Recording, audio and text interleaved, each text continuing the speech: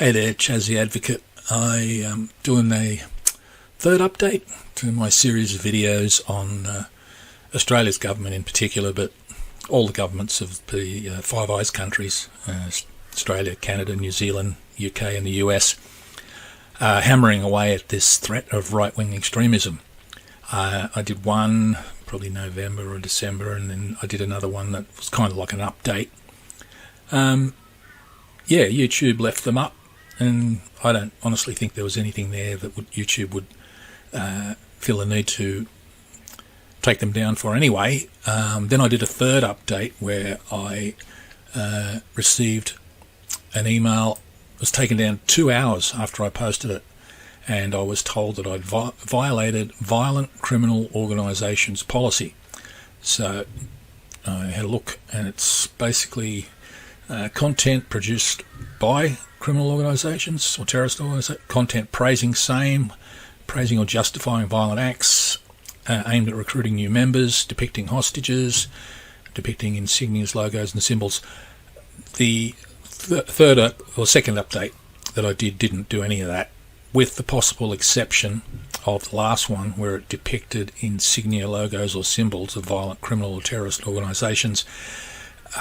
That one's a tough one because it makes it virtually impossible for you to report on so-called terrorists if you're not allowed to show anything that shows those terrorists. And I'm not talking about actual violence or people being beheaded or anything like that.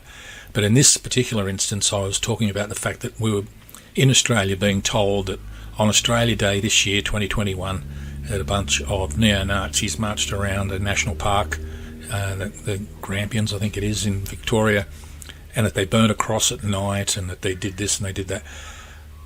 I said that I thought that was bollocks. I found that extremely hard to believe. And all I did was show examples from the Daily Mail. The Daily Mail's website, that it had the pictures on their website. And anyway, for whatever reason, YouTube took it down quick smart. I also criticised the Anti-Defamation Commission in Australia, which is our version of the ADL in the US, and one of their members who had, I think, inflamed that narrative by claiming that Australians were sort of this horrible, I'm talking about European Australians, white European Australians, and this particular group of people that he claimed believed that they wanted an Aryan country with none of these other minorities, and talked about a particular religious. I just said that I thought that was ridiculous, and that I thought that was actually, fanning the flames of racism. Anyway, that's all I'll say on that. I think it was a stretch to have my video taken down for that reason, but to be fair to YouTube, they could have taken down the first two as well. They're not known for their pro-conservative, allowing even mildly conservative material to stay on their platform. So, I suppose in a way I was expecting something like that to happen.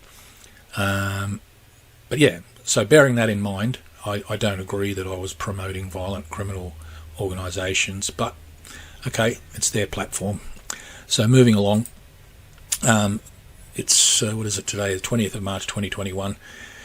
Interestingly, in my first two videos, I spoke about the fact that the Labor Party and the Greens, the leftist government in Australia, are really pressuring our so-called conservative government under Scott Morrison to prescribe right-wing extremists as terrorists.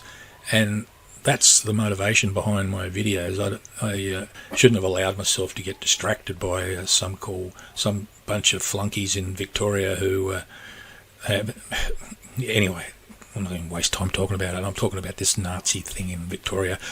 And before anyone jumps up and down, Channel 9's A Current Affair had a segment the other night where they basically reported on the same thing, and there was some incident where two guys had some kind of physical altercation with a security guard from Channel 9 in Melbourne, and it was because they weren't happy about being reported on in the media as being neo-Nazis.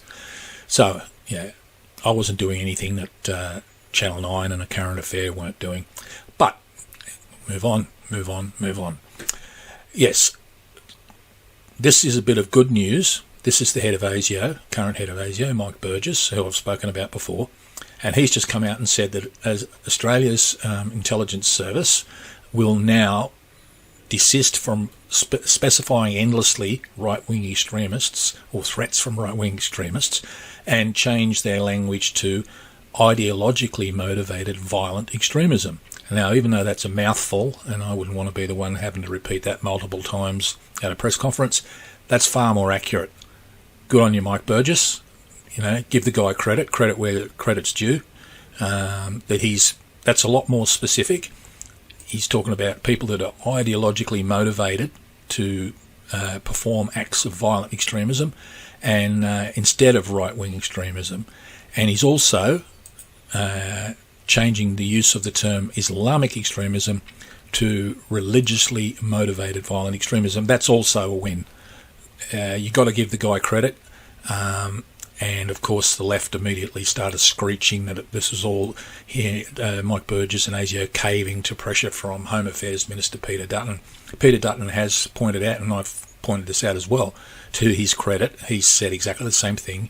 You want to talk about extremism, go ahead, but don't throw in politically loaded labels like right-wing and Islamic all the time, because you're essentially setting up the circumstances where you're creating the very thing you're supposed to be opposing.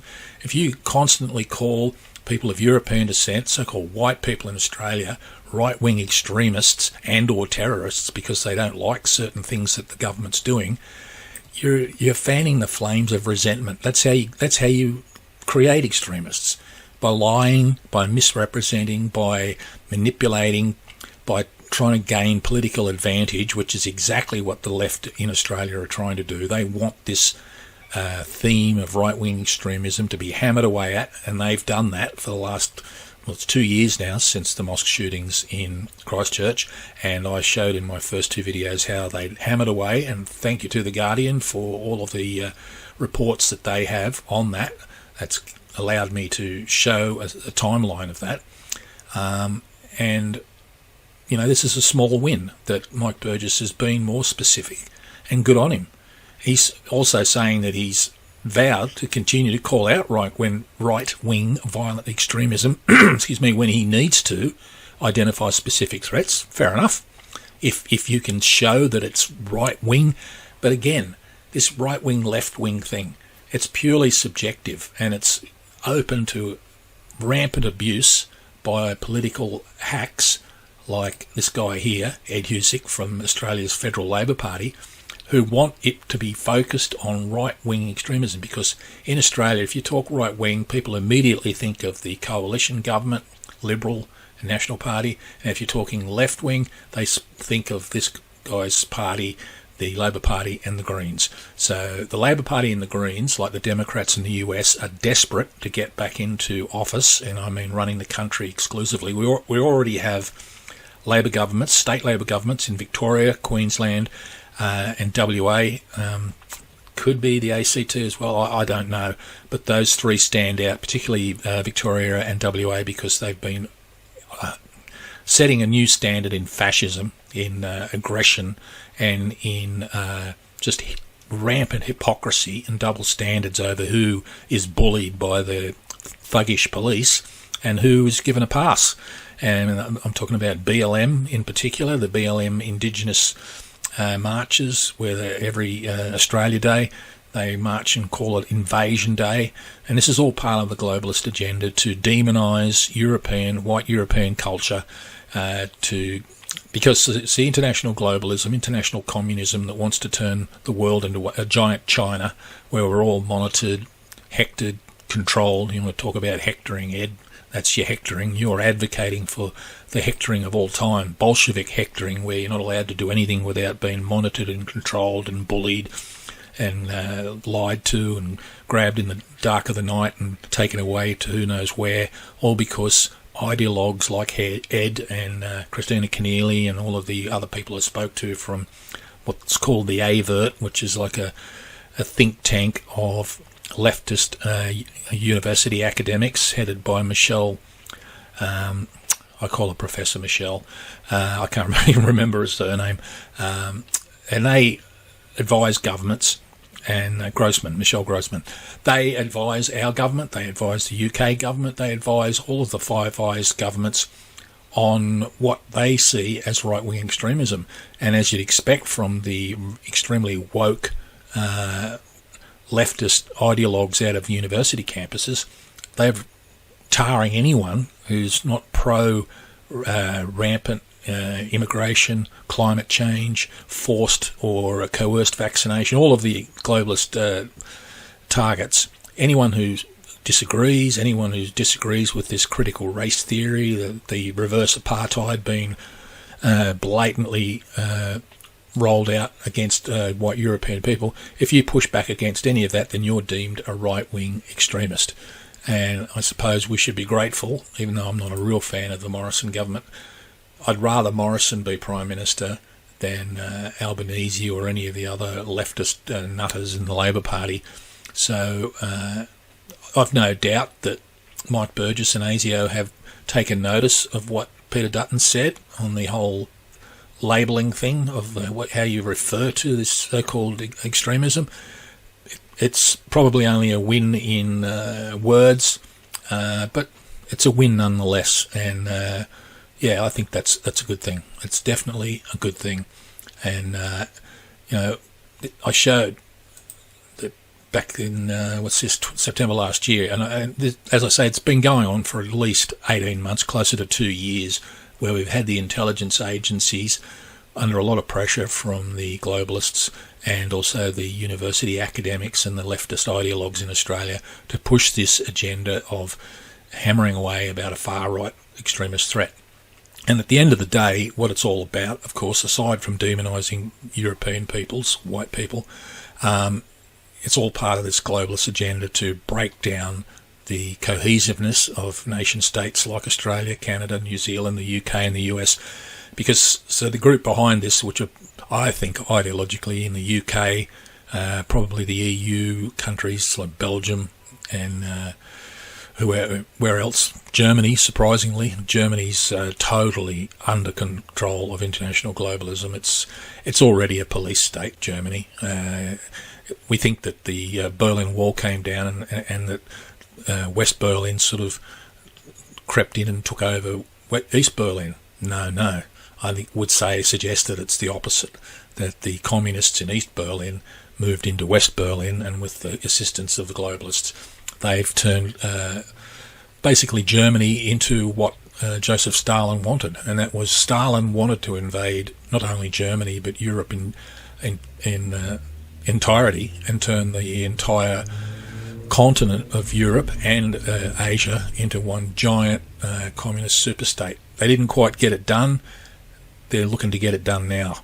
And this whole globalist agenda that we're seeing rolled out now, since the beginning of 2020 in particular, this is what's behind a lot of this. And so this ASIO talking about counter-terrorism, cases involve far-right violent extremism, they haven't shown us one example, not a one. So I would say, if you have evidence that there's far-right violent extremism, let's see it. Let's hear it. Give us, you don't have to mention names, but let's have some specifics. But they never give you specifics. There's just these sweeping statements that there's a threat, and we get these leftists who demand that certain people with certain belief systems be prescribed and monitored and watched. And you can bet your bottom dollar that these guys in ASIO are watching pretty much anyone. Now, Mike Burgess is saying that they're basically looking for violent extremists. I would hope that's the truth, but you can bet your bottom dollar, just as they are in the US and the UK, they'd be watching anyone who says anything that challenges this wide net, ever-widening net that they're casting for people that they deem as right-wing extremists. And this has nothing to... This is why I think this whole Nazi thing we're told happened in Victoria is a distraction. That's what I'm in no way looking to promote violent criminal organisations. I'm saying that mention of that by the Daily Mail, which I talked about in the video that was taken down, is meant to push the narrative that we're under threat of right-wing extremism. So they want to take a bunch of idiots in Victoria and use them to tar anyone who they deem as right-wing extremists. So if you've got some twit in Victoria who thinks he's Joseph Goebbels' kid brother, or he's bored, or he's unemployed, or whatever his reason is, and he's running around being an idiot, that in and of itself shouldn't be confabulated into the rising threat of right-wing extremism, because this guy's not he'll use that for political purposes to get back into power. If he can say that the Liberal Party's not been tough enough on it, they're going to use a cycle of endless protests. The Labor Party and the Greens are desperate to get back into federal power. I think the next election's about 18 months away, something like that. They want to get back into power, just like Biden and his nutty Marxist friends in the US. They want a clean sweep across the entire country. They'll want Labor Party governments, not only in Victoria, Queensland, WA. They'll want them in every state government, and then they'll have one in the federal government. And then essentially you have Communist Australia. You have a more socialist, watered-down version of China in Australia, which is exactly what globalists want. And I would suggest that just like in the United States, I doubt you'll ever see a Republican government in the United States ever again. A Republican president, I would say that's highly unlikely. And that's the whole what's going on with Biden in the States at the moment. They want to make damn sure they're never out of office again, ever. And when you've got psychopaths like Soros and the other big dollar donors from Silicon Valley and international Zionism pushing this, and you've got all the ideologues, communist ideologues out of various university campuses in Chicago, the Obamas, all ramping this and bamming it home. And then you've got the dark suits over in Europe with the EU and the UN and World Health Organization, the Great Reset, your Schwabs and your Gateses and your Prince Charleses. They're all the thought police that are ultimately at the top of the pyramid of power that I spoke about last time. That's quite common knowledge now. So they want all of that push by the Labor Party to enable that same thing to happen here. And well, you look at the UK, what's Boris Johnson's meant to be the head of the Conservative government. It's probably the least Conservative government the UK's ever seen. It's only Conservative when it comes to pushing the globalist agenda. The poor old Brits thought that they had a small win with Brexit. Wow, are they paying a price for that? It's like, how dare you leave the EU? Now we're going to slap you down and make you wear masks and threaten you and destroy all your businesses. So ASIO has changed the wording of what an extremist is. That's good. If they want to talk about ideologically motivated violent extremism, this could be just a head tilt.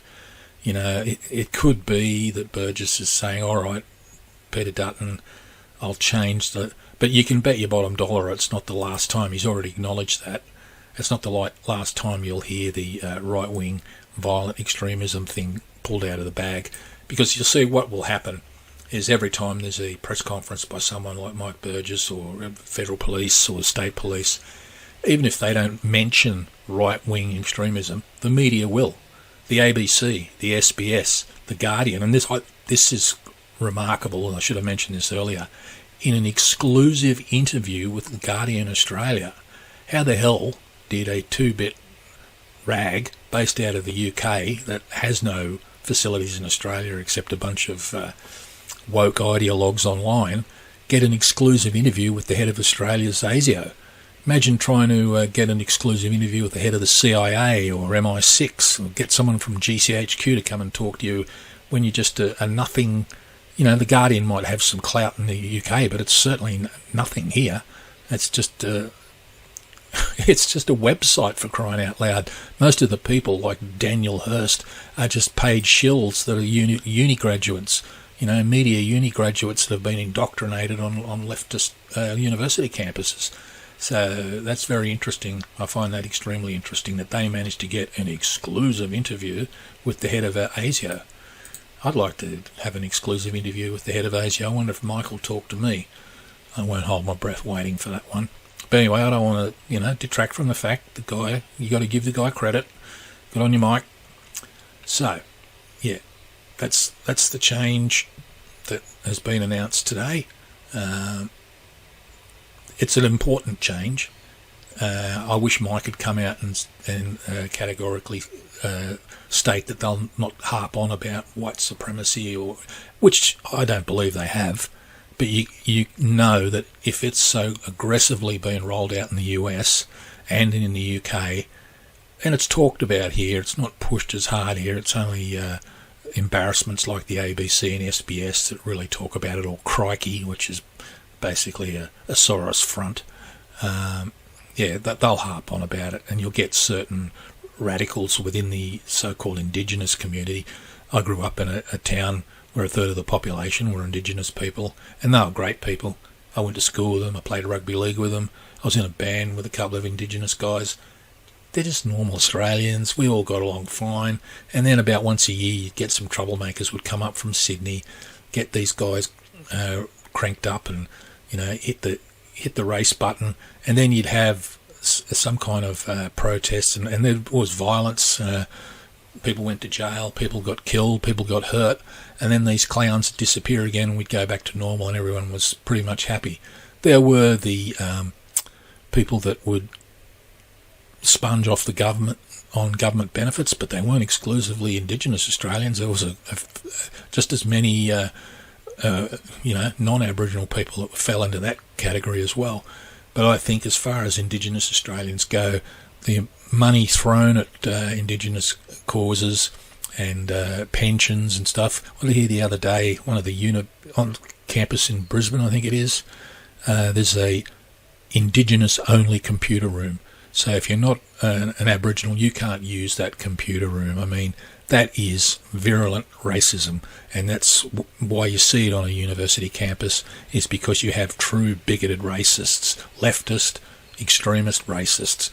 And if this guy should be looking for extremists, he shouldn't be looking for right-wing, he should be looking for leftist, communist extremists. And he is, to his credit, he is. He talked about that.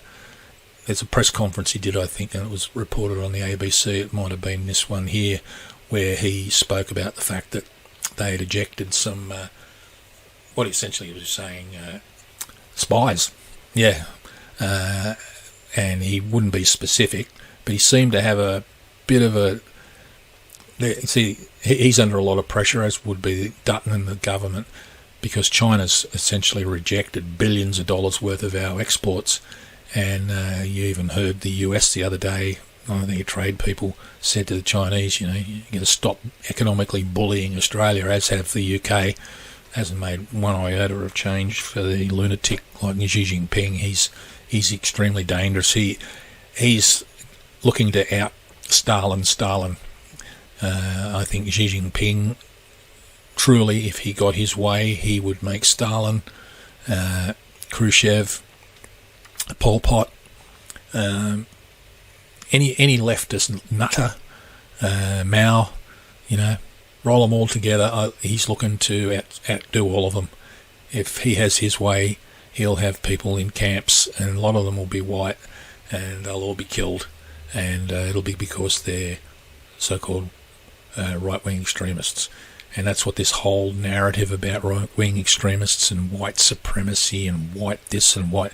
It's just virulent, apartheid-level hatred by the bigots who claim to be, all for inclusiveness, when really they're the racists. They're the rampant bigots, and they're the ones that want to spread hatred to push their...